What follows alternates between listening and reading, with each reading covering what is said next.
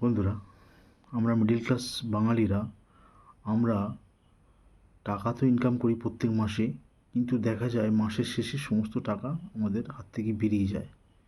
সুতরাং আমাদের টাকাকে যদি আমরা সঠিকভাবে ম্যানেজ করতে পারি, একটা ম্যানেজমেন্টের মধ্যে রাখি, তাহলে আমরা অনেকটাই সেফ হয়ে যাব এবং ভবিষ্যতে আমাদের অর্থ সংকট অনেকটাই কমে যাবে।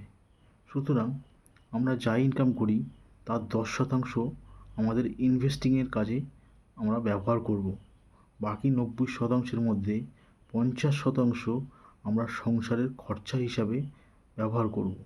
তাহলে 60% হয়ে গেল, এবং তার বাকি যে 40% আছে সেই 40%-এর মধ্যে 10% আমাদের হেলথ ইন্স্যুরেন্স বা লাইফ ইন্স্যুরেন্স এইসব কাজে ব্যবহার করতে হবে, এবং বাকি যে 30% রয়ে গেল তার মধ্যে 20% আমাদের সেভিংস অ্যাকাউন্টে রাখবো এবং 10% আমাদের নিজেদের হাত খরচার জন্য রাখবো।